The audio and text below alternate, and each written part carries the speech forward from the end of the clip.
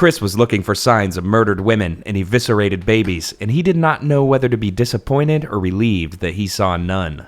I don't even own a television. Timeline.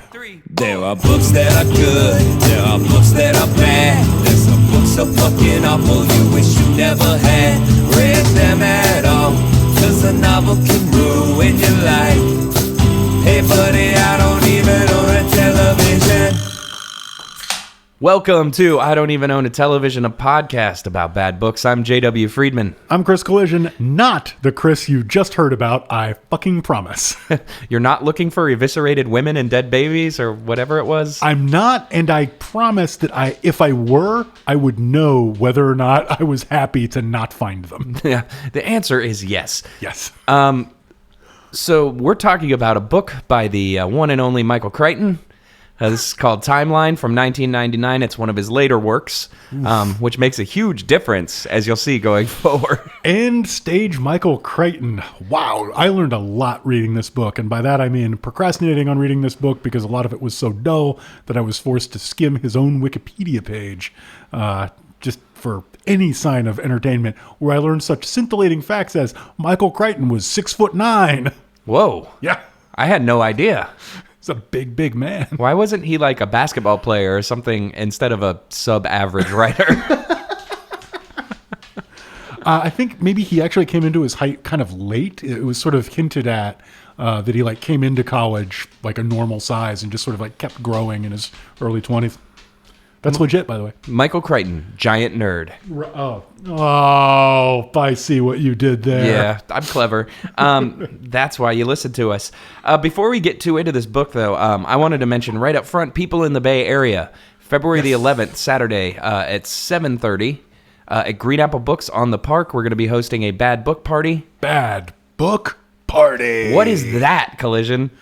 It's basically a party. We're going to get together. We're going to celebrate all things related to bad books. We're going to read from bad books. We're going to have a sing-along that will not surprise you. Jokes, guests, fun will be had. Pause 1 second. Jesus. All right, the dog has got himself tangled up in one of our cords here. There we go. All right, Heston, lay down. The show's going to go smoother than Heston extricating himself from the PlayStation controller cord. Which, if you haven't seen it, it's not smooth at all. And we're off to a rocket start, but that's because we're talking about Timeline, which is really boring. Oof. Yeah.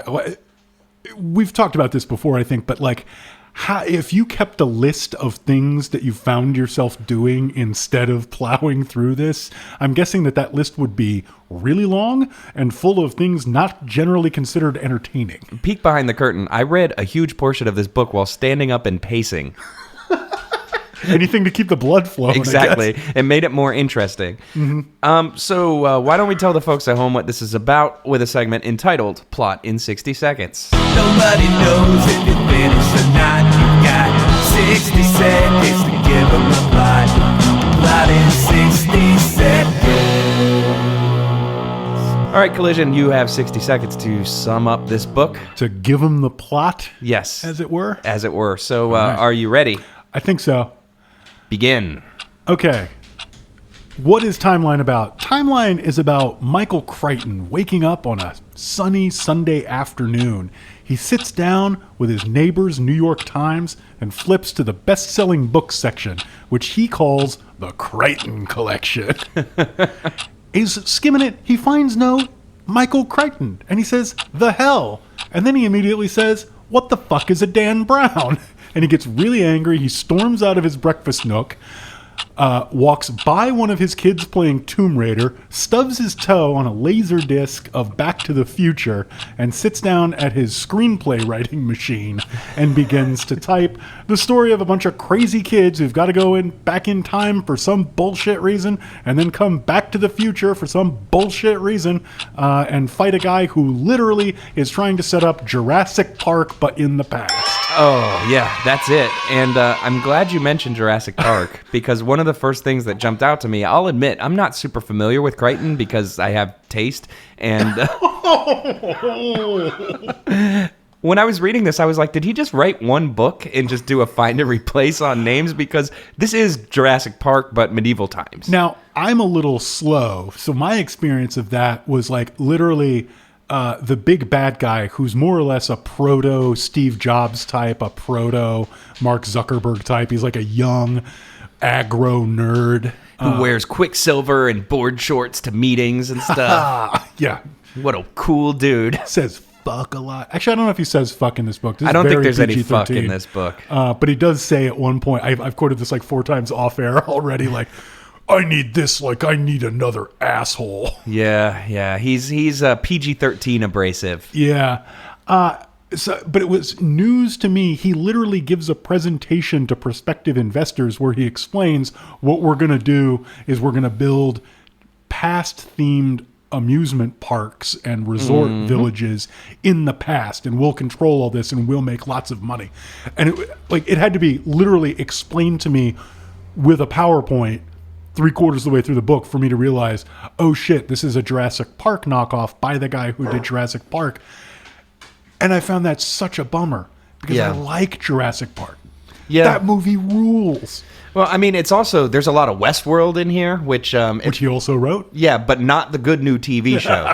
The movie with Yul Brynner, which is, it's interesting. But yeah, this book mirrors a lot of that.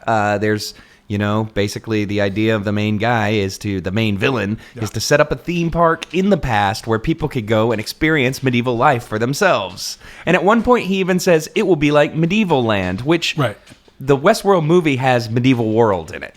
Nice. So yeah, this is he's going to the well a few too many times on this one, I feel like. I think Michael Crichton is a person who had some extremely formative experiences young and just never quite moved past them. And I'm guessing that one of them was like an intro to econ class where somebody showed him how important tourism was, and it just like flayed his mind, and he just never quite recovered. If he was slightly younger, I might think that maybe he was just really into Roller Coaster Tycoon and it influenced his writing. But I feel like he's probably a little too old for that. It's like, if I build it, they will come and their satisfaction scores will go up. Just need to put in enough bathrooms and food stands.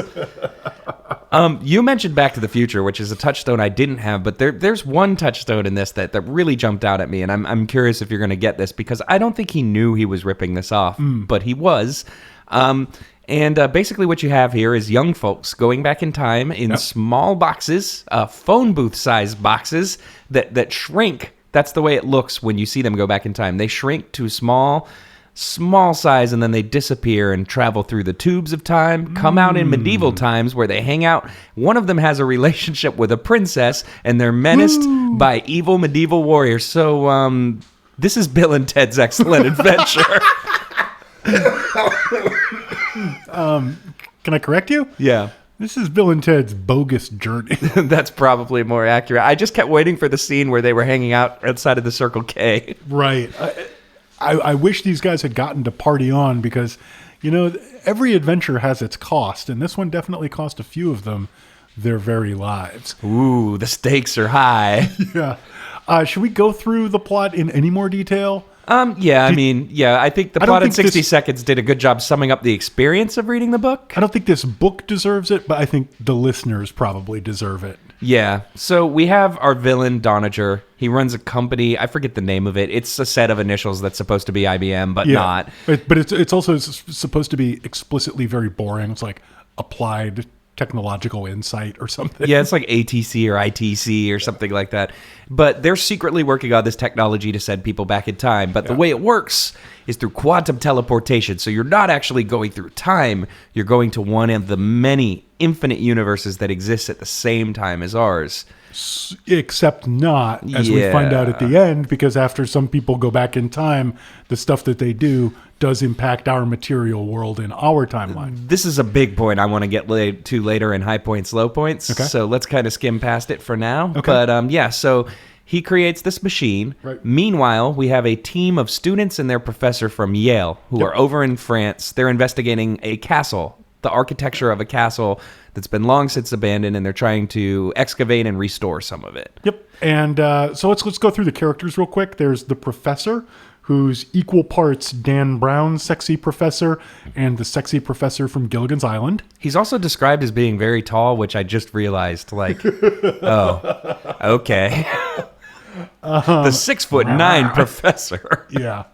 Then there's Chris, kind of our audience stand-in figure, kind of a goof, a handsome sex haver, if you will. There's also Kate, who is, quote unquote, not pretty, but men find her attractive. And I don't understand what that means, but hey, that's all you need to know about Kate. Oh, she's a rock climber. Yeah, she's a rock climber. I have to read this. I'm so sorry. Kate Erickson, ash blonde, blue-eyed and darkly tanned, hung 50 feet in the air. Her face just inches below the broken Gothic ceiling of the Castle Guard Chapel. She lay on her back in a harness and calmly jotted down notes about the construction above her. That's page 65. I think that's her actual introduction. Yeah. Page 66. Kate Erickson was not a pretty girl, as her mother, a homecoming queen at UC, had so often told her. But she had a fresh, all-American quality that men found attractive. So, what the fuck?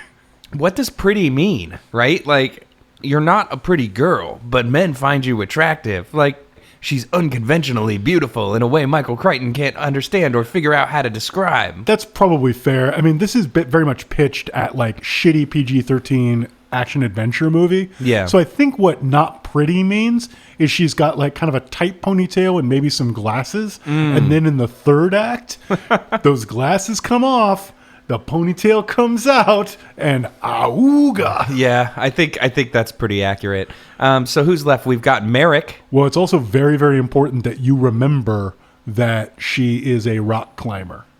Yeah, well, we'll get to this when we talk about the characterization of this book. But yeah, it's very important to remember that she's a rock climber, just like it's very important to remember that Andre Merrick, one of their classmates, is a weird medieval times nerd who takes broadsword lessons. Yeah, he's rigged up his own jousting rig. He has taught himself to speak a dead language. With a bit of an accent, as he admits, but, pretty well. This comes in handy later because they go back in time, which is actually presented as this major plot twist, despite the fact that the book is called Timeline. Yeah. You know what I mean? Like, that's another thing. This book expects you to really buy into the fact that there's something at stake and that you're being surprised, which it does mostly by having characters say to each other, there sure is a lot at stake. I'm very surprised. What a lot of surprising things keep happening. It's extremely Law and Order. Like, it's very much structured so that, like, you can forget the last 15 pages and then have it all re-explained to you. Oh, yeah. One particular plot point that becomes huge in this is the fact that mills that work with dry goods never are allowed to have an open flame in them, and that's why they don't operate at night. This is mentioned not 3 but 4 times before it becomes a turning point in the plot. Well, but it comes in very early, and you just know. Like, I'm so glad you brought that up, because, like, all I did is write in my notes, Chris is going to blow a mill up later. Yep. And it turns out he doesn't. But yes, somebody does blow the mill up later. But it's very much the old screenwriting adage that, like, if you want the audience to remember it, you have to tell them 3 times. Yeah, it's so irritating. Who are we forgetting? We have Merrick, Kate, the professor. Nerdlinger, who has to stay at home. Oh, yeah, Stern. His name is Stern. He wears glasses. He's the physicist of the bunch. 100% sure his name was Stein until somebody was like, it's a little on the nose there, Mike. Yeah, probably. That sounds about right. He's very coded. Yeah, he's a nebbish, you would say. He's kind of got that Alvy from Annie Hall thing going on.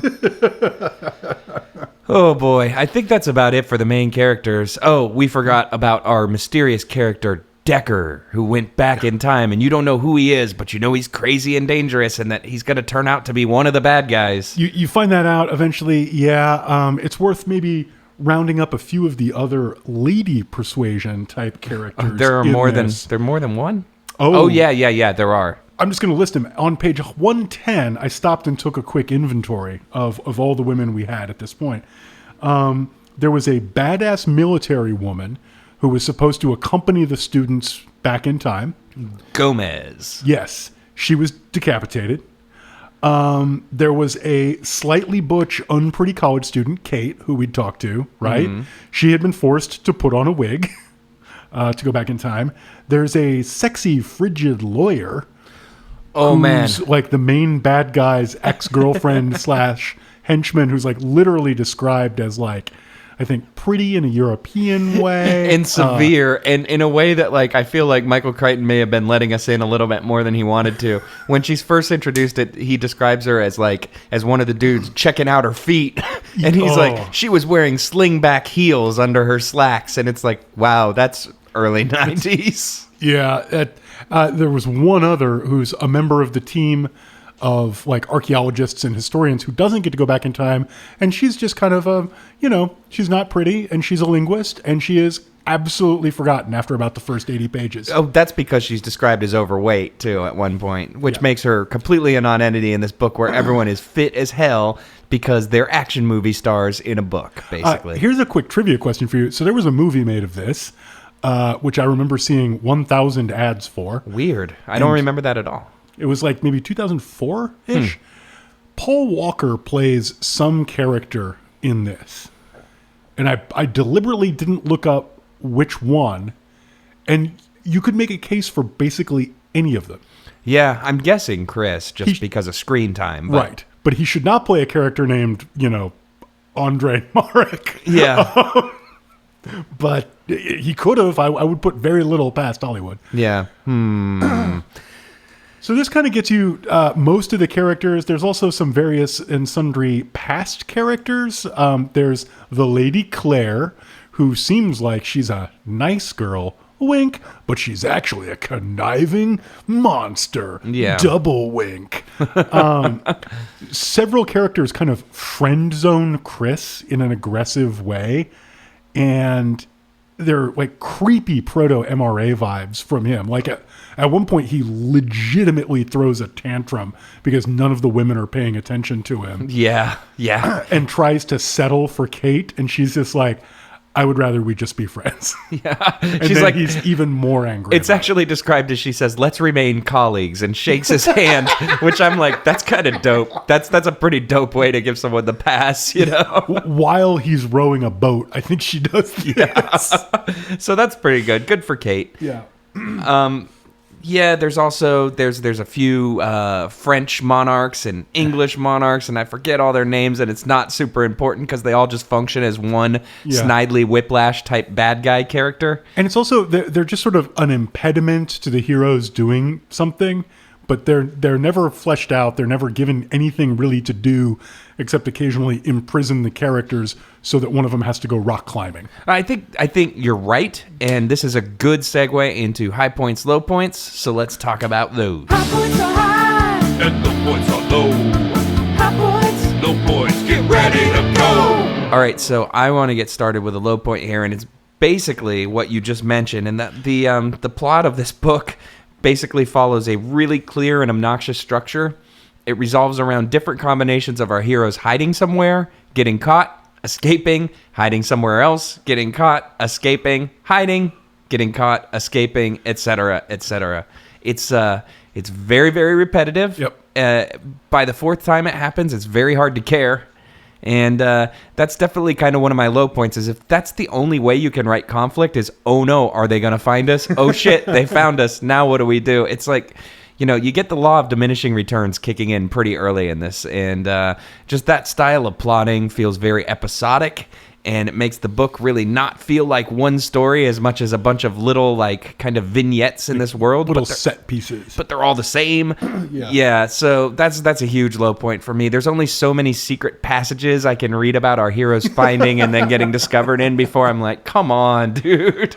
Yeah, that's pretty close to a low point that I had. So maybe I'll just fold mine into yours.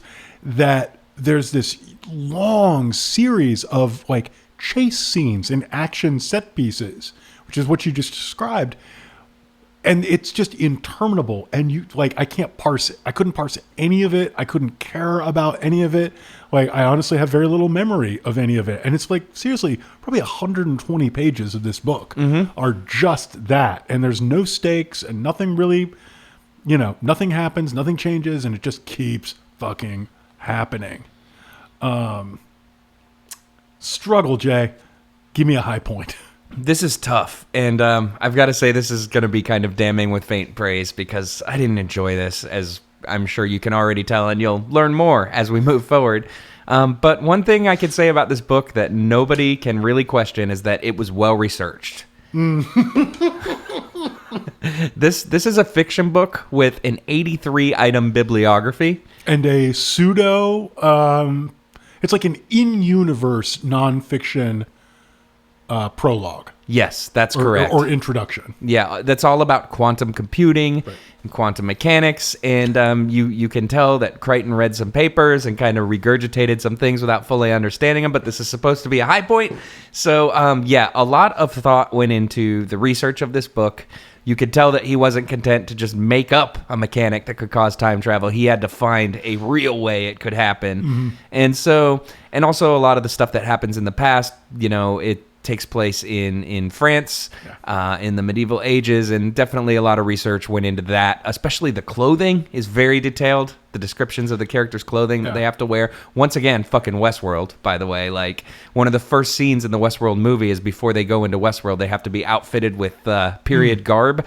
And, I mean, this book does beat for beat. I can't figure out how to tie these crazy tights on and stuff. So that's something I kept thinking about while I was reading this, especially early while I'm still kind of like adjusting to the Michael Crichton averse again.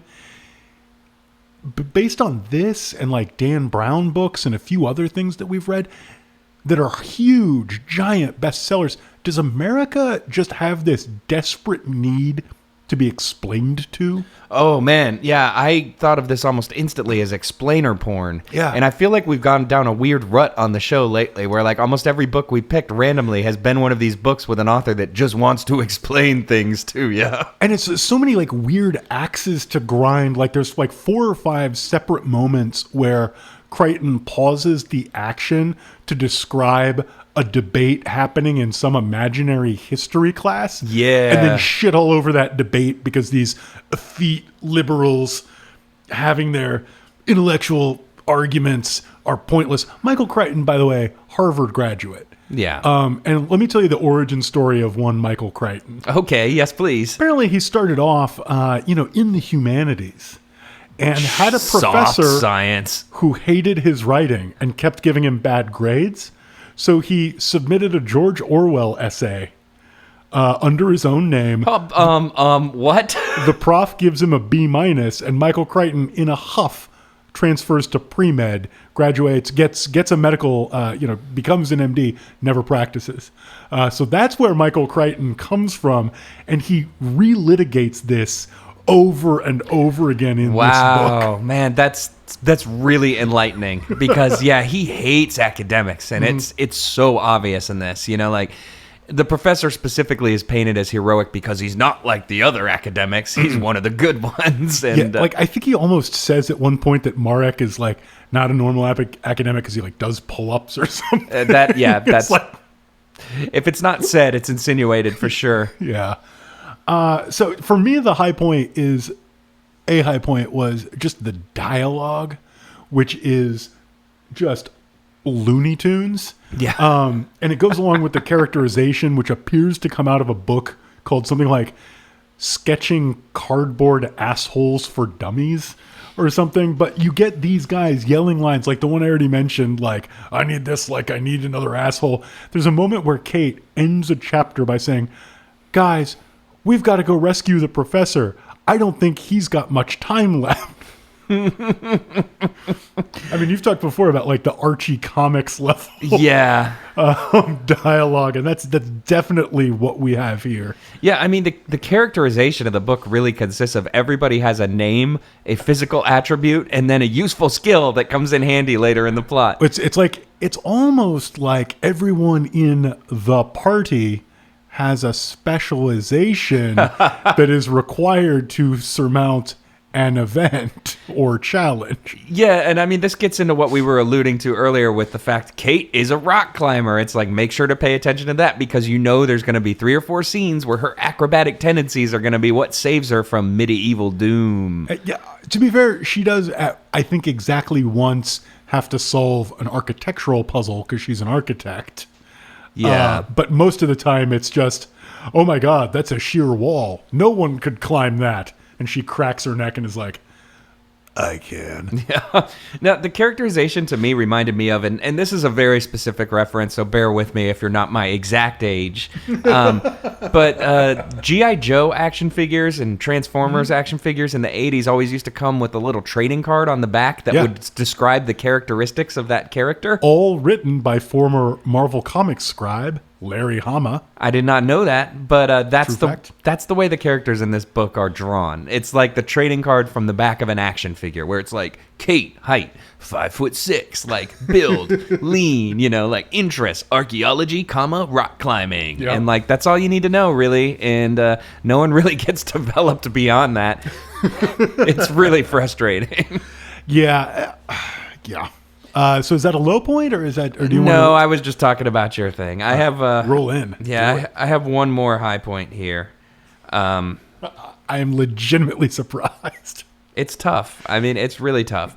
But I think my high point would be just kind of a lot of the descriptions of medieval life and stuff like that were pretty interesting, and this kind of plugs into the well-researched thing, I think. And that was by far the most interesting part of the book, is when he's just kind of describing these random kind of day-to-day scenes that our heroes stumble across with, they wander into the great hall of a castle, and there's, people going about their business there, and you find out, like, once again, well, a lot of academics think because the 14th century wasn't documented well that the inside of castles were empty and barren, but it turns out they were opulent as fuck, and people hung out in there and behaved rowdy. But, like, those scenes I found entertaining, sort of in the way, like, a lot of the slice of life stuff that I feel like was not a priority for Michael Crichton, and this book would have been better if he spent some more time on it.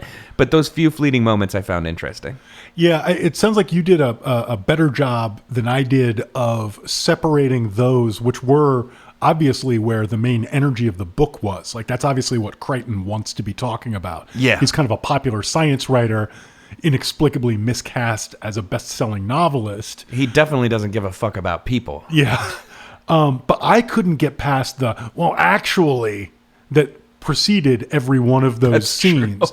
Like, there's this long stretch about people think that everybody in this time period was dirty, but they were actually extremely clean and smelled very good. Yeah, he's like Facebook arguing with himself. And yeah, he can't make a point about history without contrasting it against, well, a lot of people mistakenly believe that X and Y, but luckily for me, I'm smart and have an 83-item bibliography. So suck it. But yeah, I don't know. I do have to say that I found those, I do have to say that I found those historical segments to be pretty interesting. But I mean, also, I'm kind of a sucker for medieval history, and that kind of scratched an itch, I guess. I think my last high point would be not unrelated to that. One of the things that Crichton is really good at is a really simple explanation for something that's really complicated. Like, I remember my dad literally writing me a letter. He was so excited that the idea about Jurassic Park, like, how do you get dinosaurs? Oh, you get DNA from blood from a mosquito frozen in amber. It's like dead simple.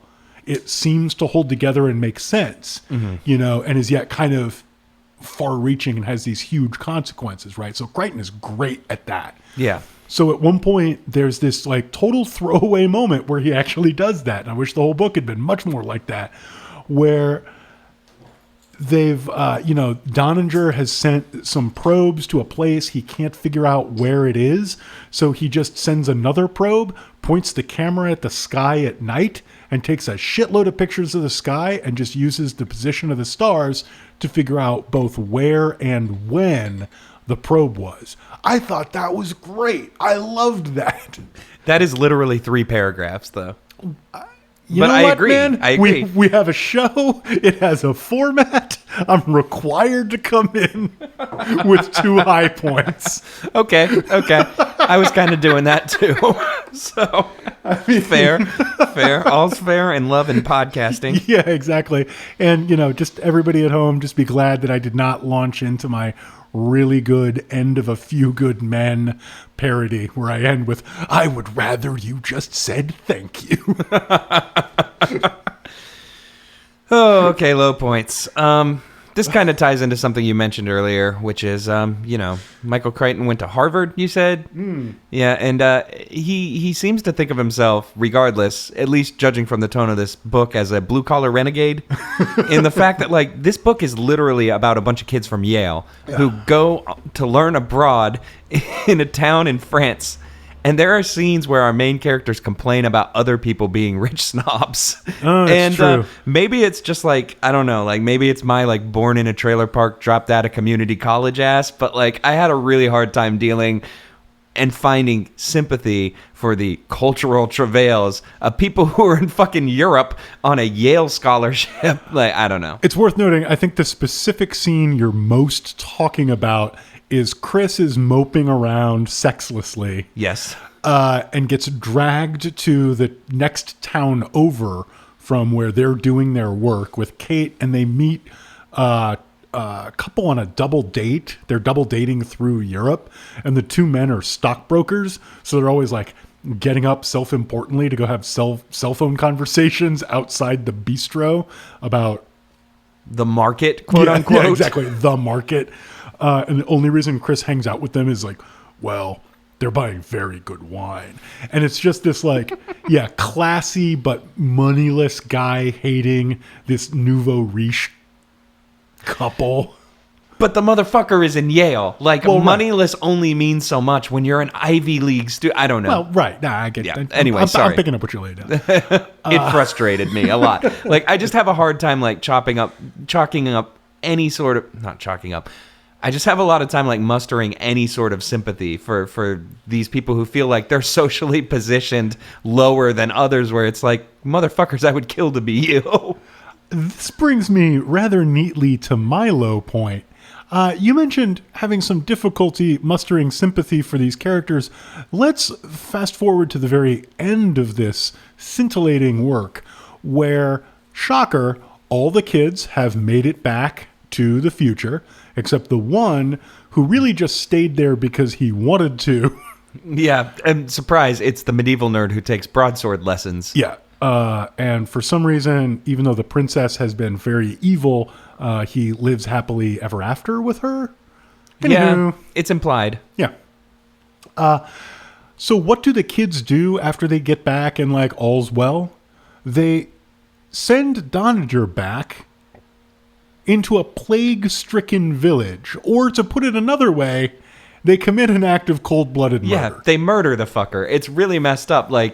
Doniger, once again, is the bad guy who's responsible for all these machinations, and Right. the way that they decide to deal with him is they're we're going to send him back in time. It's been mentioned a few times that the company has markers set to Pompeii before the eruption, or Right. all these huge kind of natural disasters that they would send people to punitively if they fucked around. Right. And so they do that to this guy, and then he gets there and he's oh, they didn't send me to Pompeii. This is cool. And, oh, wait, here comes the Black Plague. It's you're supposed to like these people. Yeah. And it's this really cheap attempt at kind of narrative comeuppance and narrative resolution, but he's never been drawn as an interesting or scary enough villain, nor has he actually done anything that would warrant that. So the punishment wildly doesn't fit the crime. Yeah, I mean, basically he just spends most of the time twirling his mustache, and that's about as villainous as he actually gets, And Yeah. most of what happens is actually, I mean, we've talked about it a little bit. The whole plot is kind of set in motion because their professor goes back in time, and they don't know that he's back in time. But while they're excavating, they find a note from him and a piece of his bifocal. And how could this be? They've just dug into What? something that's been undisturbed since the 14th century. And then suddenly, a shadowy agent of this company shows up and is your professor actually went back in time. We got to send you back to catch him and fucking fix everything. And That's about the extent of Doniger's villainy, is he created the technology that enables this. He does decide to strand them there at one point.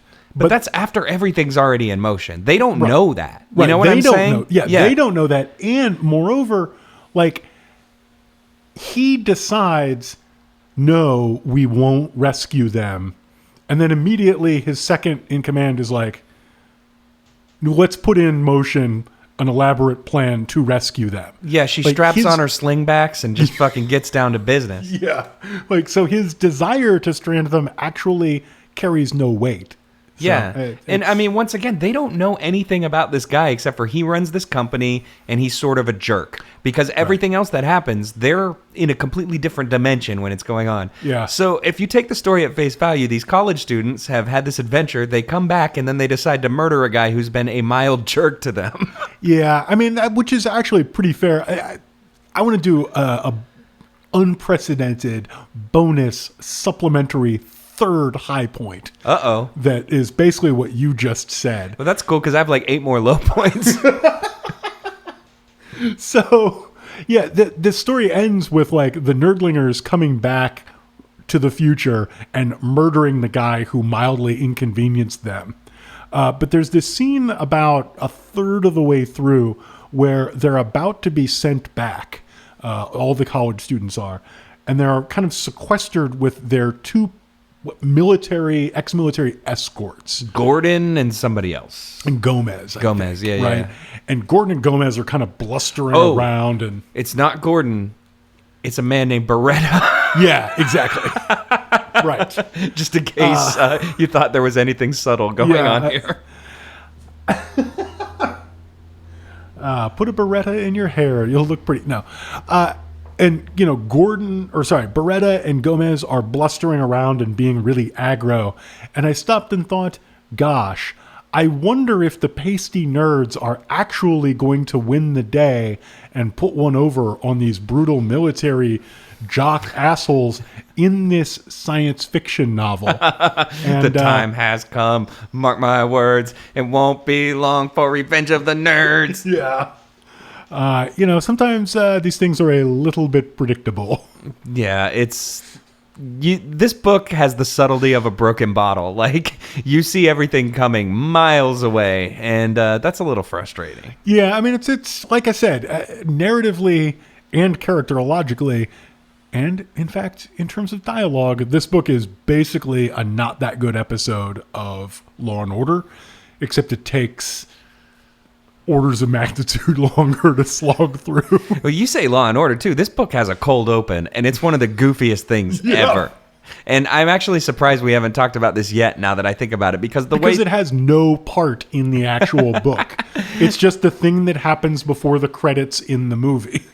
Yeah, I mean, the way this book sets up its universe is that the first thing you're introduced to is this couple who's driving around antiquing, and they discover a man by the side of the road who is movie crazy. And this couple is one a angry man and is the other a flighty, distracted female? Yes, and do they get into arguments about driving and getting directions? Why, yes, Jay. Yes, they do. Awesome.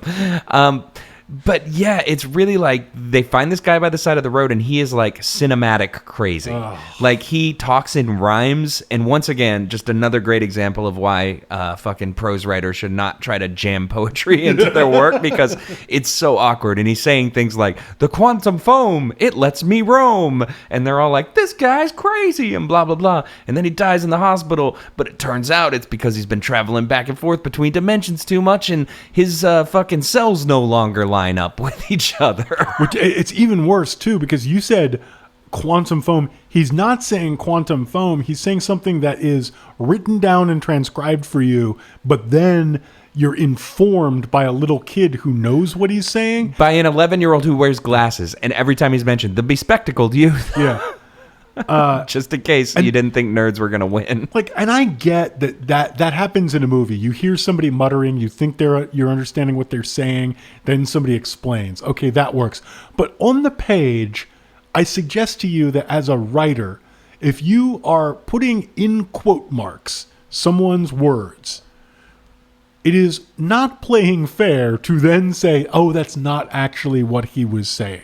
Yeah. Like, there's this little used literary technique I like to call putting the words, it sounds like he's saying. He was saying something that sounded like... Right. Yeah. Now, that would have been playing fair. This was just some, again, highly technical literary criticism type words, some bullshit. Yeah, I mean, and I mean, this dude is crazily Dr. Seussing his way around the fucking desert and rhyming everything, and then he dies, and then later on you find out he was an employee of this company, and that's about the only connection that this maybe 50 to 60 page chunk of the story has to do with anything else. Yeah, I'm sorry, I just have to read this. Okay. The cop is asking the couple, and when he was agitated, comma, babbling, what'd he say? It was all rhymes. The same things over. Oh, people talk like that. Something about Gordon and Stanley, and then he would say, quantum phone makes me roam. Quantum? Isn't that Latin?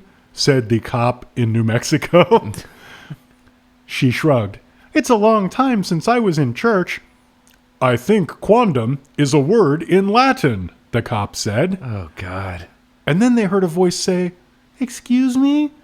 It was the bespectacled kid in the bed across the hall, sitting with his mother. Here's where you hear the Doogie Howser theme music underneath your reading experience. He wasn't saying quantum phone, the kid said. He was saying quantum foam. What? Quantum foam. He was saying quantum foam. Like, this reads really, really well. Mm-hmm. Yeah, I mean, that was natural. That's naturalistic. It's the way people talk. And what exactly is quantum foam? The kid looked at them earnestly, blinking behind his glasses. At very small, subatomic dimensions, the structure of space-time is irregular. It's not smooth, it's sort of bubbly and foamy. And because it's way down at the quantum level, it's called quantum foam. And then his mom says something like, he reads a lot. This is page 17, and the only surprise here is that my little e-reader did not get hurled across the goddamn wall. It's frustrating. It's obnoxious. And I think it kind of speaks to, like, Crichton, in a lot of ways, like, he's written a ton of novels, but I think in a lot of ways he's more known for his movie work. Oh, yeah. And, WestWorld is a movie. He wrote a screenplay for. It wasn't a novel beforehand. I think Jurassic Park was a novel beforehand, but he also wrote the screenplay. Like, he's much better at writing screenplays than novels, and it shines through so much, especially with the dialogue. Like, the way characters talk to each other, you can read them mugging at the camera almost. Yeah. It's really rough. And there's a lot of sections that have this... The West Wing does it a lot. Criminal Minds does it a lot. I watch a lot of really good TV where there will just be this brick of exposition, but since you can't have one person say it, you just break it up between three characters. The old walk and talk. Exactly. As though they're talking to each other, but like it's just one long section. Basically, every time the college students are together, that's how they're talking. And it's exhausting. So I guess we're kind of at a high points, low points. So I wanted to talk about just kind of the nature of, it's something we alluded to earlier briefly. We didn't really get deep into here, and that this is a time travel novel, basically. But it all kind of hinges on this mechanism where they're not really traveling through time. They're going to an alternate universe. So it's explained very clearly at one point in time. Nothing you do here can actually affect history, and it's explained through one of the most painful, overwrought metaphors ever about a baseball game. It's not a metaphor. It's actually in the book, the bad guy explaining what would happen if you tried to change the outcome of a baseball game.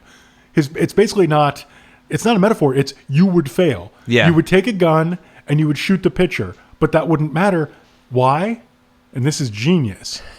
Because there's more pitchers. Because there's more pitchers. Just the insight into how baseball games work here is astounding. As a baseball fan, I got to say, those guys are all interchangeable. Yeah, so. Exactly. He's like, you think you could go back in time and kill Hitler? Good luck. It's actually pretty hard to kill Hitler. Therefore, the past can't be changed. Yeah, and so what you're introducing here is basically a time travel story that eliminates everything interesting about the concept of time travel in fiction, which is that kind of paradox of what do I do here? How will that affect the future? he says early on, okay, these rules are in play. This Right. is not going to happen. Right. Get ready for a boring ass story. But then they violate it like several times. Well, but it's only fair play to take the interesting part of time travel fiction off the table, because he's already systematically taken all the interesting parts of fiction off the table. That's a good point. For example, characters, motivation, an interesting story, It just bugs me, man. well-written prose. Because even like I was joking about Bill and Ted earlier, and I feel like Bill and Ted is probably like the most pedestrian you can get with time travel in a lot of ways. But one of the most cool parts of that movie is where they break out of prison because they realize if they just plan on doing something in the future and then going back in time and leaving a key for them to find or something, they're like, oh, I can break out of prison now.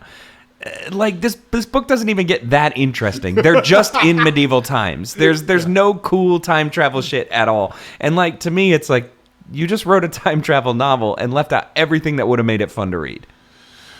But the explaining, Jay. Yeah, I guess so much explaining. I guess so. And what's really frustrating about it is that he doesn't even fucking stick to his own rules. Like weren't you thrilled when you learned how popular tennis was? Oh God. And monks? Who knew? Monks played tennis. Wow. It is a kind of a mark of this book that maybe the most interesting thing, and I think we both agree on this, is there's a throwaway line where he's like, actually, medieval garb was more efficient. They only wore 6 pieces of clothing, whereas today we tend to wear between 12 and 14. I actually stopped and like... Did you count? I did. I did too. I was like... Damn me, he's right. He is. He's pretty right. And yeah, I found that interesting. I wish there was more of that. Yeah. But kind of considering how boring and stakes free. Sorry. But kind of considering how boring and stakes free the time travel is, it kind of led me to a part of this book that made me angry. Like it actually pissed me off. And I'm curious if you picked up on this or not, but there's a phrase in this book that's repeated many times, distant thunder. Oh. And he says many times like they could hear distant thunder. Oh, the Ray Bradbury story. Yeah. So Distant Thunder, for those who don't know, is one of the most famous time travel stories in the world. That's Ray funny. Bradbury wrote it, and it's about a guy who goes back in time and kills a butterfly, and then when he comes back to modern times, it turns out that like everything has been changed, like the way language is interpreted, like all of society is different because of that ripple effect. I thought the only big difference... Well, I thought the difference was like everybody still spoke the same, but the fascist was in power now. You're right. That's it. It's been a while since I read it, So- but either way, it's a story about Relevance to current events. Extremely plausible. Yeah. But I mean, it's a story about the ripple effect through time, Right. and that's what makes it interesting. So for him to kind of wink and nudge and quote unquote like remind you of this and like pay homage to it. Or to put it a different way, to tug on Superman's cape. Yeah, it's frustrating because it's like you're making a explicit reference to a story that handled this shit so much more interestingly than you did, and it was really frustrating to me. And tug on Superman's cape is exactly it. Like this book doesn't deserve to even be in the same fucking circle as Ray Bradbury, and just to be like they heard distant thunder, wink wink. It's like motherfucker, I don't know. That shit pissed me off. Yeah, I just have to say, like, if you put a beer in my hand and said, sum up this entire book, I think I would just say, you know how cracked.com is just like wannabe comedy writers rewriting Wikipedia articles and like slathering some jokes on top? Yep. You know how it feels after you've read like 10 of those? And you're just like, your brain legitimately feels kind of fizzy. I think you might like to torture yourself more than I do. You have like, it's just like empty calories for the brain. And like while you're doing it, it feels semi-satisfying. And when you're done, you just feel like cheap and angry. Yeah. That's timeline. No, I mean, I read this book in one sitting. Right. You know, it's easy to get through. I mean, this is kind of the definition of an airport book. Oh, yeah. Like, and it's easy to get through, and it flies by, and at the time you're having a good time, and then as soon as you're done and you stop and think about what you just read, yeah, it is. It's like eating a whole pizza by yourself. Yeah. It's fun at the time, and then you regret it later, and you're like, wow, I just filled myself up with shit that isn't that great. Yeah. Oh, Totino's. This was a sad party. Yeah. No party pizza, this. It's not delivery, it's Michael Crichton. Oh, God. We should probably take a break. Yeah, let's do that.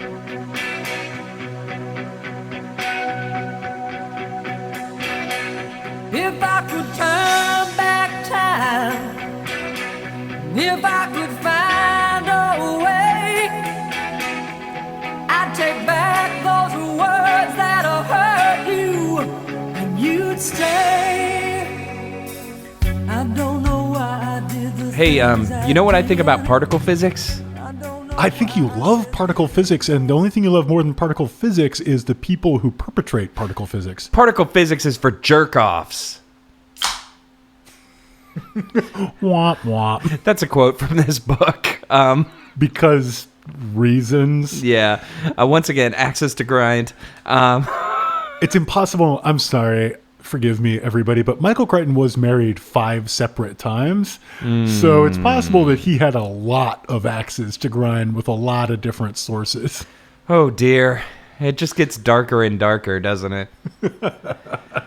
Yeah, so I think it's time for us to go into some games, and let's kick this off with the most popular segment in this and all multiverses. Yeah. Dramatic readings. dramatic readings. We're gonna make it sound important. Dramatic readings. Yeah, I got some words for you. All right, so in dramatic readings, we're going to take parts from this book and try to make them sound better than they are, which shouldn't be much work. It shouldn't be that hard. Actually, sorry, I hate to do this. I want to jump back one sec.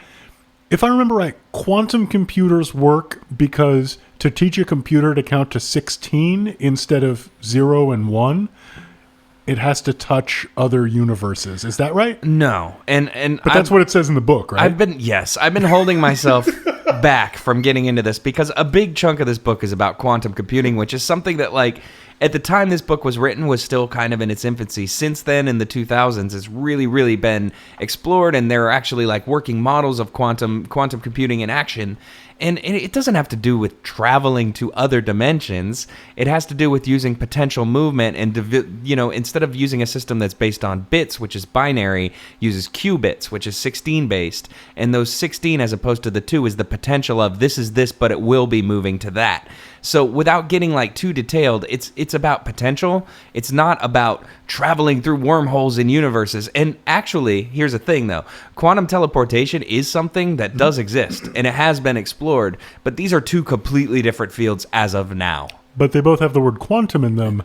Check and mate, my friend. Yeah. So I don't know how much of this was just Crichton dealing with the limited knowledge of his time, or how much of it was he read one paper and then decided to be a blowhard about shit. But his concept of quantum computing in this is very, very wrong. And I'm sure mine is overly simplistic too. And you don't need to write in and tell me that because I've done some reading, I've done some research, I know what it is, and I know it's not that. And here's the thing about Michael Crichton and his scientific expertise. By the end of his career / life, he was being like, well, actually, climate change, tempest in a teapot. Oh, why am I not surprised? It seems like in a lot of ways, Michael Crichton was just motivated by sticking it to the academics. Yeah, he really had a fairly strong, well, actually, an educated common sense approach is all you need to do anything. That's how planes fly, right? Yeah, if you were friends with Michael Crichton on Facebook, he'd be actuallying you into oblivion. Like, this is a kind of Not All Men, the science book. And I've said this before, but, common sense will not allow you to configure your wireless router. Do not tell me it's good for anything complicated or valuable or important. But yeah, dramatic readings. Let's go ahead and get into it here. I know you have a passage selected that we haven't really alluded to yet, but there's a puzzle in this book, a Dan Brown-esque puzzle. Yeah. So why don't you let people know what's up? Strap on your Tomb Raider goggles. Because it's also kind of a... I don't know if you ever played Tomb Raider on the Wii, but there were a lot of motion control puzzles. And that's this. Like most Wii motion controls, it made you look like you were masturbating with a video game controller furiously. And like most people playing video games, you were masturbating onto your video game controller. Come at me, nerds. Ooh. burning all sorts of bridges. Yeah, exactly. We're raising the drawbridge and filling the moat. But yeah, collision. Kate tapped Marek on the shoulder. He looked over to see she had pushed aside the white robes. On the back of the door, he saw 3 carved designs in some Roman pattern. The designs had a formal, even decorative quality that seemed distinctly unmedieval. And then he realized that these weren't designs at all. They were explanatory diagrams. They were keys. The diagram that held his attention was the third one on the far right side. It looked like this. The diagram had been carved in the wood of the door many years before. Undoubtedly, the soldiers had already seen it, but if they were still searching, then they hadn't understood what it meant. But Marek understood. Fuck yeah, Marek. Kate was staring at him, and she mouthed, "Staircase?" Marek pointed to the image. He mouthed, "Map." Because now, at last, it was all clear to him. VIVIX wasn't found in the dictionary because it wasn't a word. It was a series of numerals, V, IV, and IX. And these numerals had specific directions attached to them, as indicated by the text in the parchment. Deside, which was also not a word, but rather stood for dextra, sinistra, dextra, or in Latin, right, left, right. Therefore, the key was this. Once inside the green chapel, you walked 5 paces to the right, 4 paces to the left, and 9 paces to the right. And that would bring you to the secret passage. For those keeping score at home, that is 10 paces to the right. Didn't need to be so complicated. I'd also like to mention that in this book, our heroes are students of antiquities who see the word vivix and don't stop to think it might be Roman numerals until very, very late in the story. Well, you know, the audience loves a slow thinker, Jay. It's one of the canonical rules of narrative. And the 3 people who did pick up on that initially are probably the most insufferable Reddit posters on the fucking planet. Yeah, maybe. But I picked up on it early. Oh, no. Oops. Whoops. I didn't, and I only highlighted that because it was annoying. Yeah. No, I saw it coming, but it may be because I've been thinking about getting some new knuckle tats that are the year I was born in Roman numerals, so I've been doing a lot of Roman numeral research lately. So DCL XVI is 500, 100, 50, 10, 5, 6. So it's just, you know, those counting down.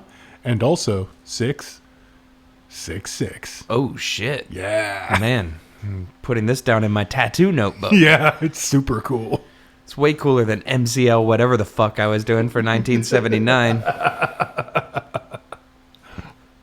Okay, so for my dramatic reading here, I'm going to introduce you to Traub, who we mentioned earlier, our cinematically crazy man, who is rescued by antiquers. Right, and Trout, you need to know, is suffering from what is referred to in the book about 11,000 times as transcription errors, which I thought had something to do with the genes, but actually it turns out that the way this tool seems to work is when it stitches you back together, it does it like straight down the middle, like you're a garment, you know? So sometimes you're just offset by an inch or so. Yeah, and then your capillaries don't line up, and you know, he has what's described as almost frostbite, like his fingers have no circulation and then they fall off, and then he has a heart attack, and it's because all of the pieces of his body don't line up. Right, which is not a great way to make a transporter device. Also, it's explicitly mentioned that the transporter works like top to bottom spinning around you. Yeah, I don't understand how this would happen at all. Compression algorithms, they say that explicitly. They also complain at one point in this book that the JPEG wasn't compressed. Yeah, and it's after they request a JPEG of an image in a specific aspect ratio. Unusual size. Yeah, it's like, I think it is 1920 by 1080. No, it says 1280 by 1024, which is, once again, this bugged me because I have a background in graphic design. It's not and quite shit. square. It's not a good rectangle. It's 4 by 3, but they're saying the height first, which nobody does. You would say 1024 by 1280, like even if it was flip. I don't know. Anyway, sorry, I'm being obnoxious. But again, so this is a guy who's trying to explain fucking quantum foam. And these are the kind of like errors he's making. It is very, very frustrating. Yeah, for sure. Okay, so this is our introduction to Traub. He's in the back seat of some antiquers. They thought they had run him over, but they didn't. They're taking him to the hospital because he's being crazy. By the way, the driver had to be like almost literally dragged back. His thought was, we probably didn't hit anybody, and even if we did, we should just keep driving. He's like, oh, I think I hit a pothole. Let's keep going. And then later on, when they go back to visit the scene of the crime, they discover a pothole, and they make sure that he gets an I told you so moment to his wife. So fucking awful. Ugh. But yeah. Halfway to Gallup, the old guy woke up. He coughed and said, are we there? Are we where? How are you feeling? Liz said. Feeling? I'm reeling. Fine. Just fine. What's your name? Liz said. The man blinked at her. The quantum phone made me roam. But what's your name? The man said, name same, blame game. Baker said, he's rhyming everything. She said, I noticed, Dan. I saw a TV show on this, Baker said. Rhyming means he's schizophrenic. Rhyming is timing, the old man said. And then he began to sing loudly, almost shouting, to the tune of the old John Denver song. Quantum phone makes me roam to the place I belong. Old Black Rocky country byway. Quantum phone, it's on Rome. Oh boy, Baker said. Sir, Liz said again, can you tell me your name? Niobium may cause opprobrium. Hairy singularities don't permit parodies. Baker sighed. Honey, this guy's nuts. A nut by any other name would still smell like feet. That didn't rhyme, by the way. I'd just like to point out the nut by any other name would still smell like feet. That really doesn't. It rhymes slightly worse than the rest of his Fire mixtape. Bellowing, the old man sang, to the place I belong, old black magic, it's so tragic, country foam makes me groan. And immediately, he started to sing it again, to the place. No, I'm just kidding. One more time for those in the back row. That is really amazing. And I guess, are we to believe that he's rhyming everything because his brain is stitched together a half-inch off model? I don't understand what's supposed to be going on there except for the fact that like rhyming everything you say feels to me like just a very easy indication of this man is unstable.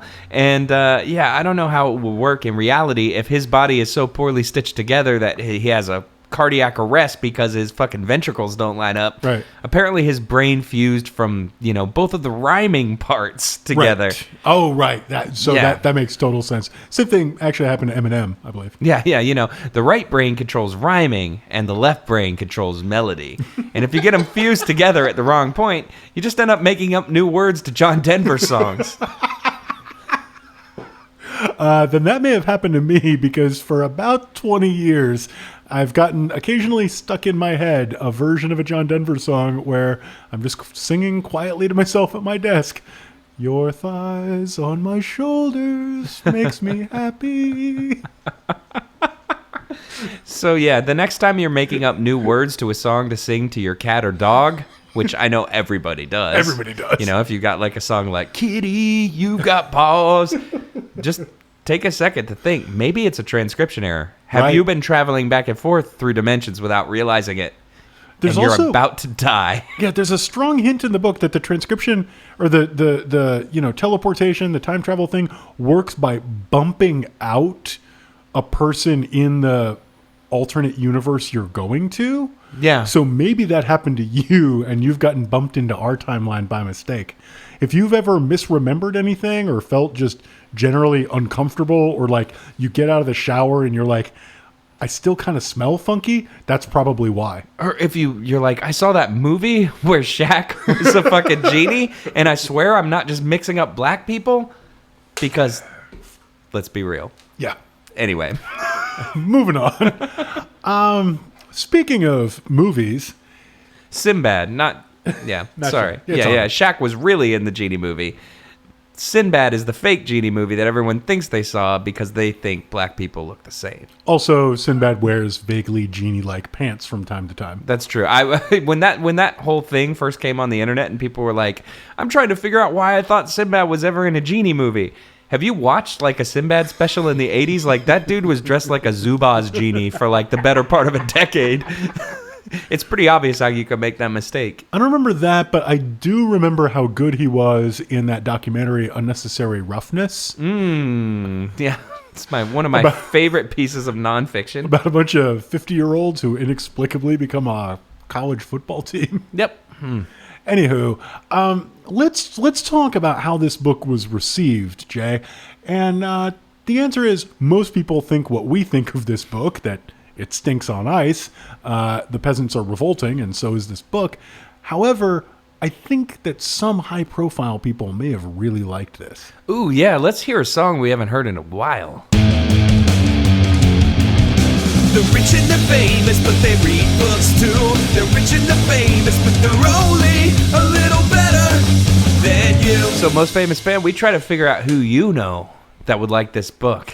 And I know, like, Collision, you've been kind of teasing this off air, so Yep. I feel like we have to go to you first. Okay, so, we've alluded to this before. This reads a lot like a Wikipedia article with a plot kind of slathered gloppily and clumsily onto it.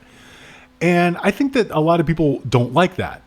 Yeah. There's two people in this room who didn't like that. Mm-hmm. However, I think there's one man who read this and is like, this is perfect. This is exactly what I want. This is, not to put too fine a point on it, The Martian, but without all those jokes. And I think the one person alive who really wanted The Martian to not have any jokes in it would be your favorite stand-up astrophysicist in mine, Oh, Jesus. Mr. Neil deGrasse Tyson. I gotta say, I respect the work of Neil deGrasse Tyson. So do I. But, yeah. But he's turned into an insufferable twit. Yeah, I mean, now he's basically like Will Wheaton, but with a science degree. And with no sense of humor. Yeah, that's true. So, yeah, I think that's really, really a good one. For me, I was trying to think about, I was like, who would really feel like they could relate to this book or a character in this book? And the one I kept coming back to is Doniger. And so I was trying to think about, like, who in this world is a person that really has a fucking axe to grind with academia, who's, like, maybe a huge nerd himself, but Who might say particle physics is for assholes. someone who's obviously a nerd but hates nerds, and not me. But with an axe to grind, a lot of money, kind of obstructionist. And I was just thinking about it a lot, and I think it's Peter Thiel would probably love this book, because Doniger, in a lot of ways, is, if not Peter Thiel, the type of person that Peter Thiel loves to give money to. Or would want, or like you said, wants to be. Yeah. Because he's just like making his own way, does whatever he wants, isn't constrained by anything. And this book isn't shy about talking about venture capital, capitalists and stuff. So I just really imagine like Peter Thiel reading this and being like, yeah, this is good. Wish I could hang out with that hoopy frood. Yeah. Because I'm betting Peter Thiel occasionally in a private moment does allow himself to lapse into a little bit of Hitchhiker's Guide speak. Oh, Peter Thiel loves weird fake slang, and I know this for a fact because he recently did an interview with, I think it was New York Times or maybe it was The Guardian, but this was after he bankrolled Hulk Hogan's lawsuit against Gawker, and he made sure to show off his new Carney Pro Wrestling slang lingo, where he was like, there's the concept of something that's a work, which is fake, and a shoot, which is real. And Donald Trump, in many ways, people think he's a work, but he's actually a shoot. And no one gave him a noogie at any point while he was talking. So I could just totally imagine him just kind of picking up and adopting the slang terms and the industry terms of whoever he hangs out with, because he's obviously desperate to kind of fit in somewhere. It's kind of like, I'm the rich, lonely man, and I just want to belong. But he's awful. So anyway, yeah, Peter Thiel. I bet Peter Thiel loves this book and relates to all the wrong characters in it. Yeah, he did also get even Lord of the Rings wrong. And if you can somehow miss the politics of Lord of the Rings, Wow. whew, boy, I feel bad for you, son. That's like missing the politics of the United States Constitution. It's like missing the politics of like The Lion, the Witch, and the Wardrobe, which I just want to say I was raised so anti-religious I managed to do until my mom sat me down and was like, we need to talk about Jesus imagery in literature, dumbass. No, I mean, I think, and not to get too far off topic here, but I think that's really interesting in that, like, I grew up, I mentioned this before, like, on the show. My mom was a huge hippie. Like, I did not grow up in a traditionally religious environment, but those Narnia books were like a staple of my childhood. And it wasn't until much later in my life that I went back and was like, oh, shit, the lion's Jesus. Yeah. Like, just because I enjoyed those books as fantasy stories, it never occurred to me as a kid. Like, I had the fucking box set. I had a box set, too. It didn't occur to me that they were religious fucking propaganda until much later in life. And I turned out okay, so I don't know. Maybe. He's actually spattering me with holy water right now. I am. He keeps muting himself to say, I forgive you, my child. It's really weird because I'm pretty sure he's not actually Catholic. No.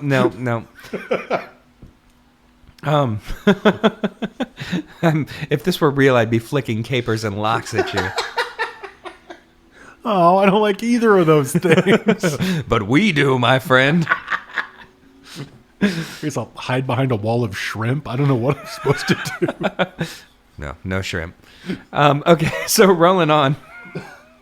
Let's go ahead and do another segment here. This is one called What Would They Do? Sometimes attention's so hard to define, and others the clear as day. So tell me, what would they do? All right, so what would they do? We take characters from this book, we try to put them in different situations and extrapolate out their potentials. Potentials?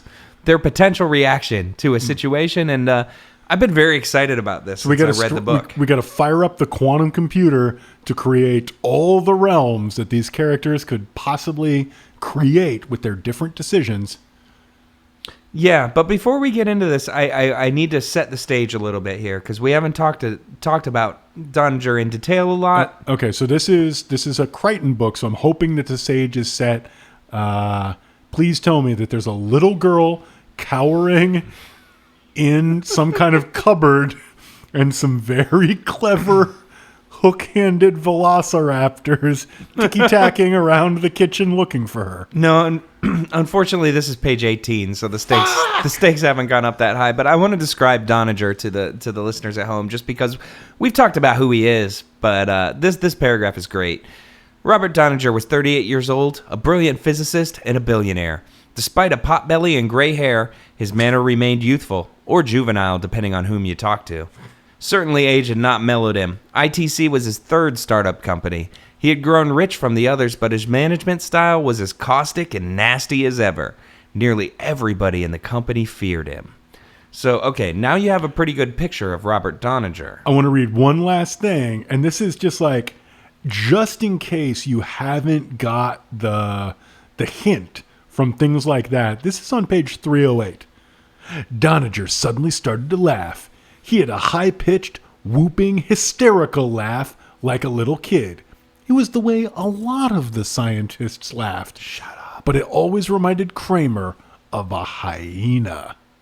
So just in case you haven't picked up on all the subtle literary clues, we have to rub a hyena on him so you know he's bad.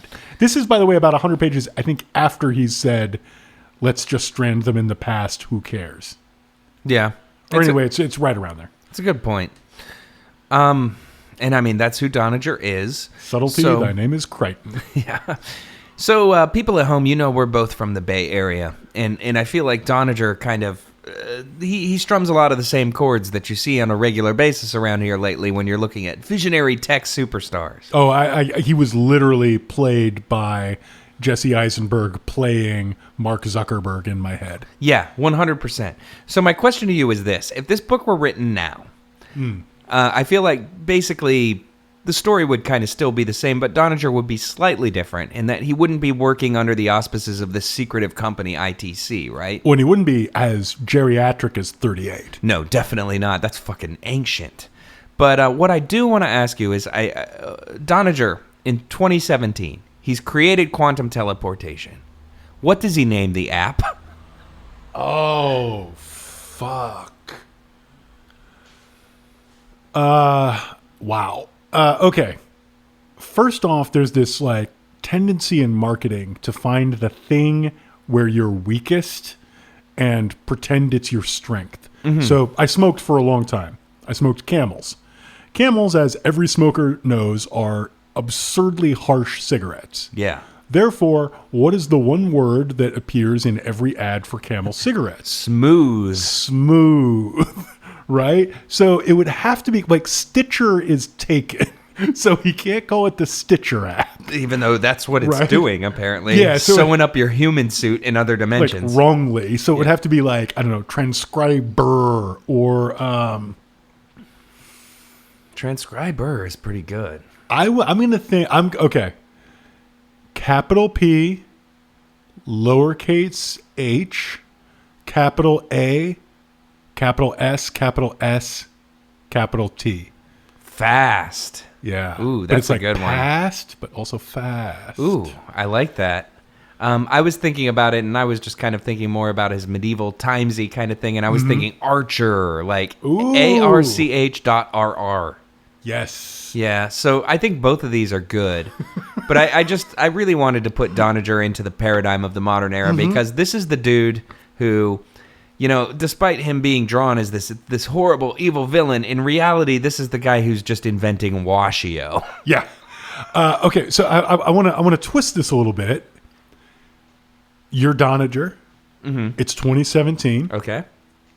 Your idea is actually for what's going to turn into this app that lurches you back into the past, into a heavily curated but faux realistic experience surrounded by a resort hotel.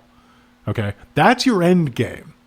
But right now you're in startup mode, and you need to attract capital for an app that does something much simpler. What are you telling people your app actually does?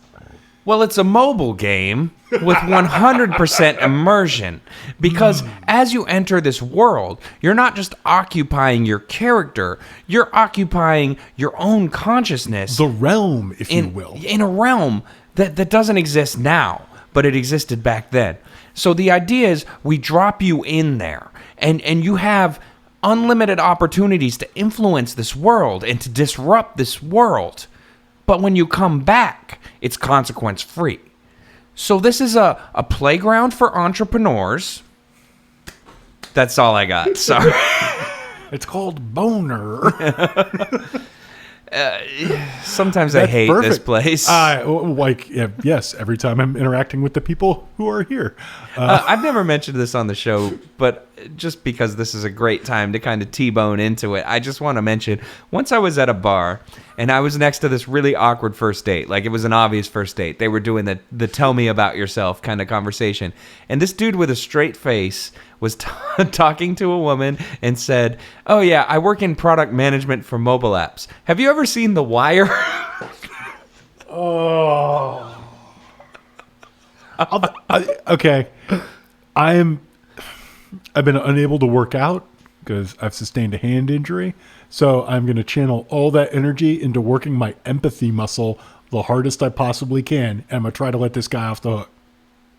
She asked him what he did for a living. He, like any reasonable product manager does, spends too much time thinking about his job and loathes himself and loathes his job and just said what he does and then tried to transition into something he actually likes talking about. Maybe that. In my mind, he was all like, I'm just like fucking those guys on The Wire. I know that you're right, but I'm trying to construct a reality that I can actually fucking live in. So I cannot imagine that there's any possibility that I will go to a bar and end up next to that same guy. Yeah. Still, I mean, he's probably updated his reference slightly.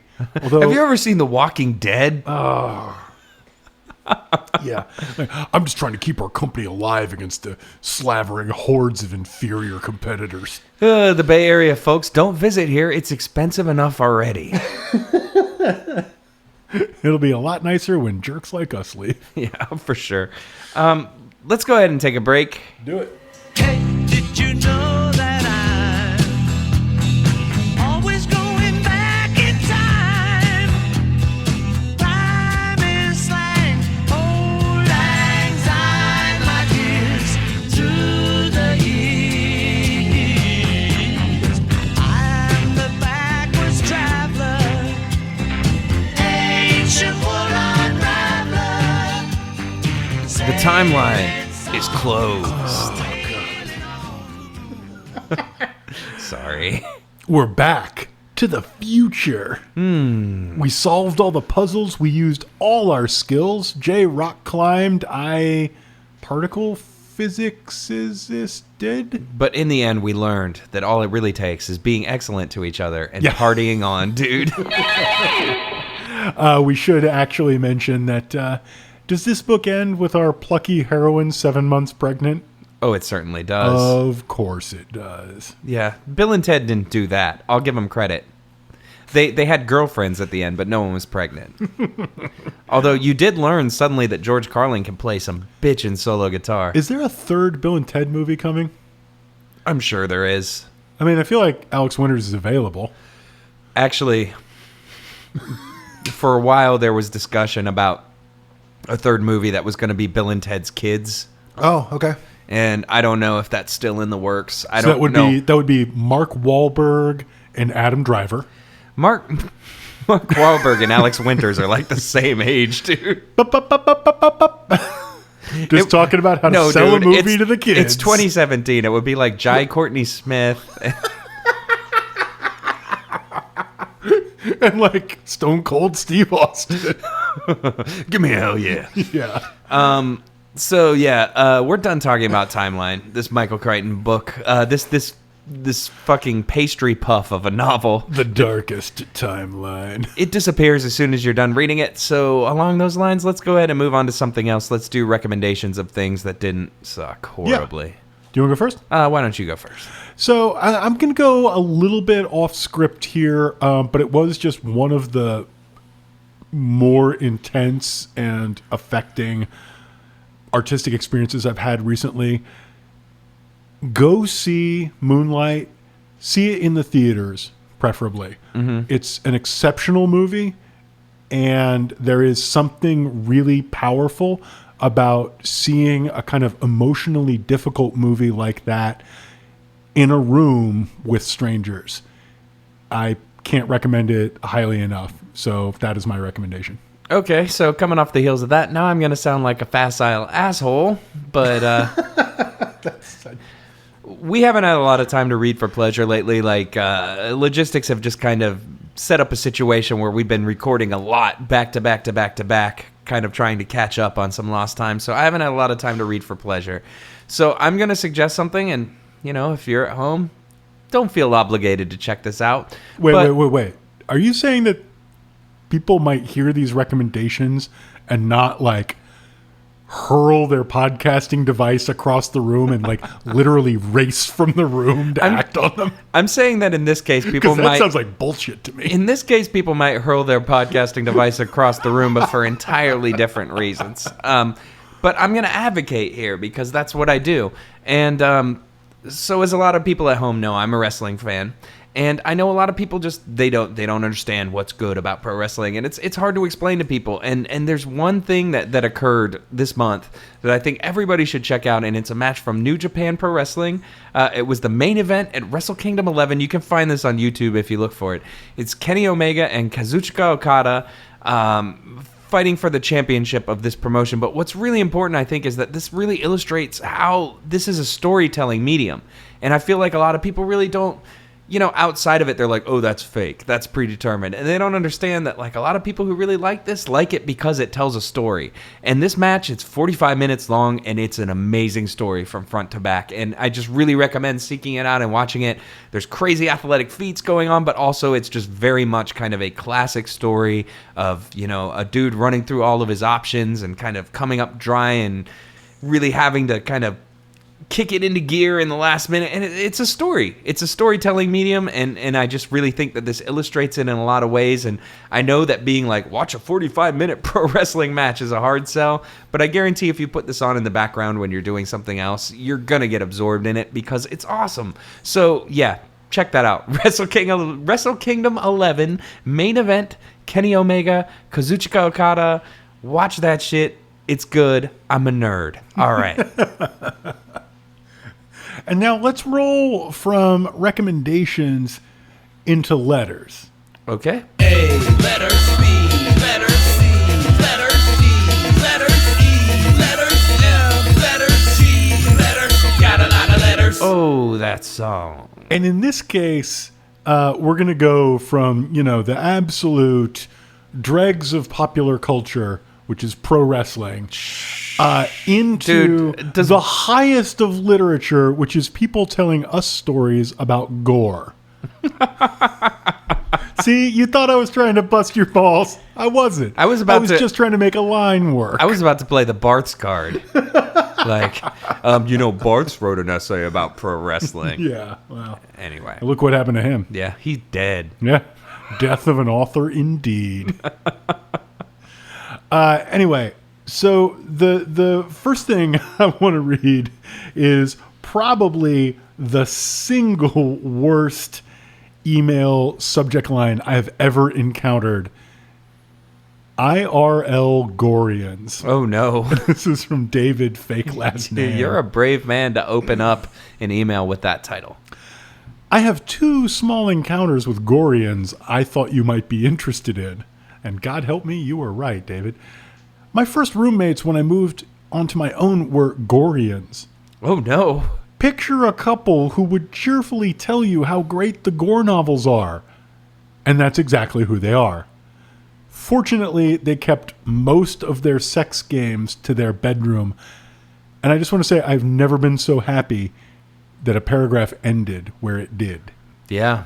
I definitely thought there was going to be more detail. Yeah. It's great there wasn't. Totally great. The other is that a friend called me one Saturday morning to get my opinion on something. They had found a complete set of gore novels at a garage sale and couldn't remember whether they were picking up or not.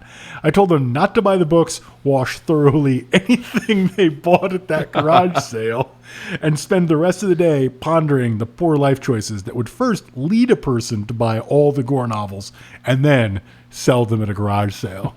So I was at a garage sale and they had these gore novels and I was a little weirded out by that, but I got this great leather harness. Yeah, and I bought some sheets. I feel real itchy now, though. I'm pretty sure that the answer to that story is either there was a divorce or somebody took in a boarder, things went hellaciously south, and then somebody moved out at night unable to take their book collection with them. Or you want to get really dark. Somebody's grandfather died. Oh. And they were going through his stuff and was like, oh, this is disturbing. We better get rid of this for as cheap as possible. So it's not just me. I'm not the only person who goes to the used bookstore or goes to the Goodwill and finds like a run of books that are obviously from the same collection and immediately goes to, oh, somebody in the neighborhood just died. Oh, for sure. 100%. I mean, here in the city, we have Friends of the Library, which is a used bookstore. And I find it really interesting because when I go to used bookstores, I always look for sheet music because, used sheet music is hella cheap. And you go to Friends of the Library, the last time I was there was a 2-shelf section that was just compositions of famous American Jewish composers. And it was 2 shelves of this, and I was like, oh, somebody died. Right. 100%. Like, I don't know. Yeah. Or just gave up on his dream to write the great Jewish American Symphony. I'm never going to be Leonard Bernstein, damn it. Okay, we have one more quick note about gore. And this is just me saying I'm right. We had an outpouring of letters, and I thank you all for that, confirming that I was right, that people don't wear their hammers in their belt. In particular, a friend of the show, Alex, was like, I am a blacksmith. You would not do that. Yeah. So thumbs up to that. But then I have to read this from Jasmine, fake last name, whose father she had previously established is in fact a blacksmith. I saw my dad tonight. I was driving when I was talking to him, so I didn't get to see his face, but the sound he made when I said, "a blacksmith who wears his hammer on his belt," was one of the most incredulous and hilarious things I've ever heard. He also said, "that would be unreasonably hard on the knees," which I had not thought of. Oh, yeah. Makes a lot of sense. Those are fucking heavy hammers. And long-handled for leverage. There was a bit of discussion about how to carry a hammer and how war hammers are carried. Not on your damned belt. In a Crown Royal bag so that the paint doesn't chip on it. Anyway. Also, any blacksmithing you've seen on TV or in a movie was wrong, and almost guaranteed any descriptions in fiction. And then a quick follow-up. Also, my dad retired a few years ago, so I had time to willfully block out the bane of my existence, boys in trench coats and trilbies lecturing me about katanas and calling every single-edged blade in sight a Bowie knife, then laughing about how that's not very medieval. Oh. Me, that's actually patterned off a Viking blade, found in a historical dig. Asshole. Looks like a Bowie knife to me. It occurs to me that a Venn diagram of those assholes and Gorians might overlap more than I want to know. Yeah, these are the guys that have desktop images of their airsoft gun collection. Oh. Yeah, which we didn't even mention in this book, includes the phrase "milady" several times. And yeah, so that kind of rolls right into it. Yep.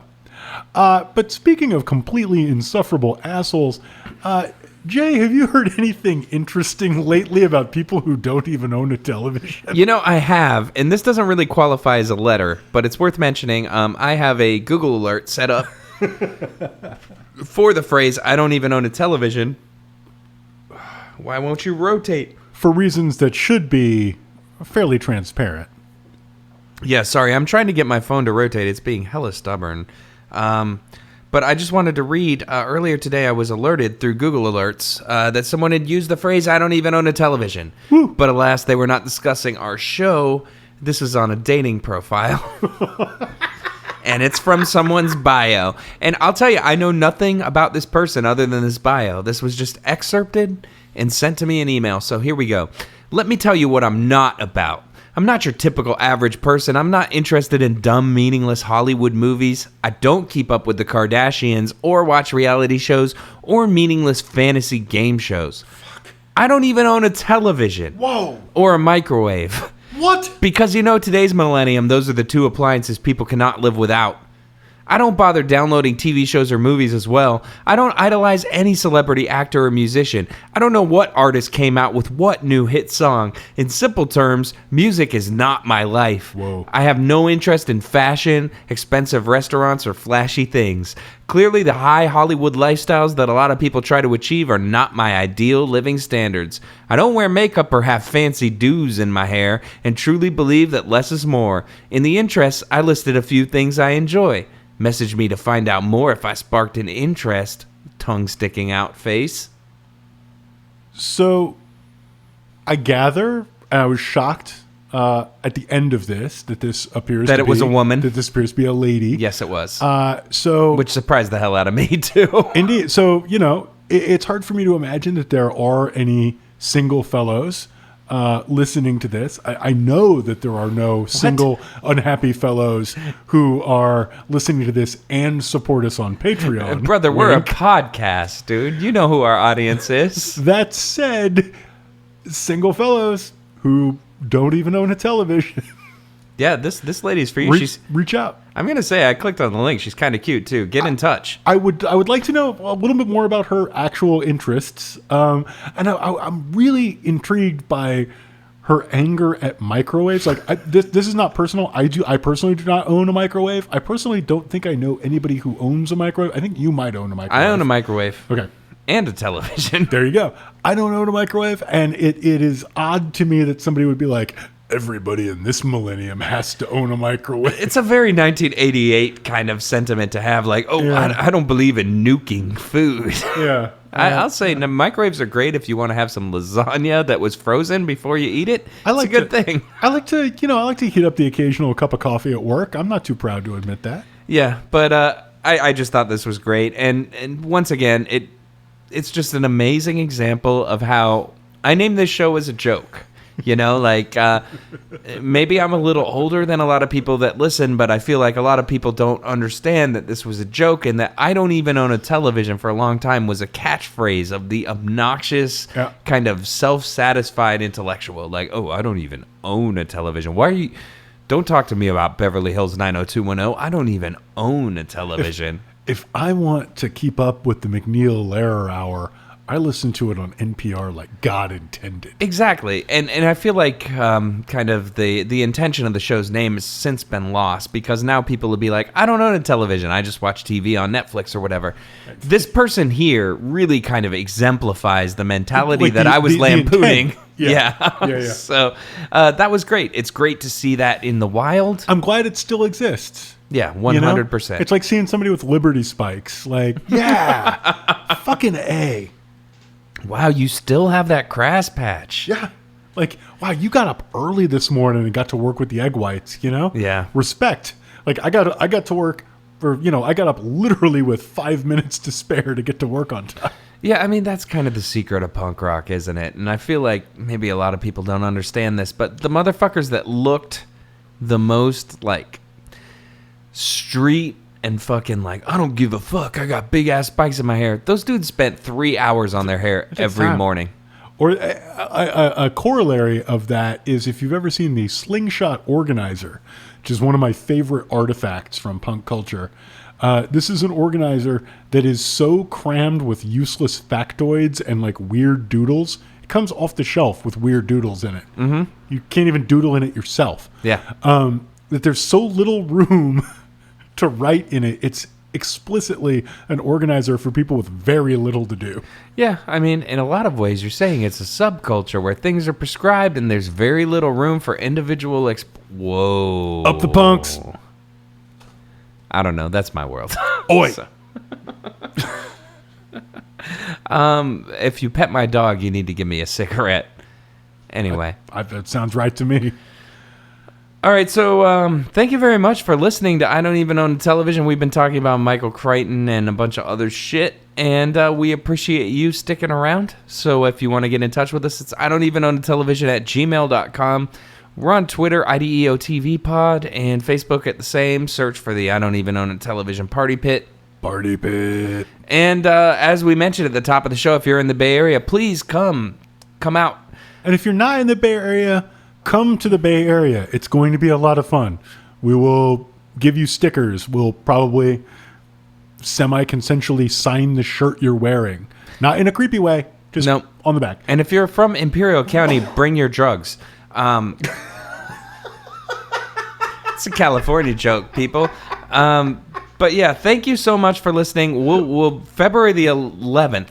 Is that the right date? February 11th. It's a Saturday, 7:30 in the evening. Green Apple Books on the Park. That's the 9th Avenue location. It's going to be as much fun as you can have pre-Valentine's Day. I guarantee personally, if you come out, you will get laid. Yeah, it's just like the pit in PCU. So make sure to come on out. Tell your friends. There's a popular reference. How at all? I'm nothing if not right on the cutting edge of youth culture. Make sure to tell your friends. Review us on iTunes if you like the show. I can't think of anything else I'm supposed to plug right now. Yeah, just bother your friends about us. That means a lot to us. But thank you for listening. Yeah, ultimately, thanks for listening. And remember... Ride the crab.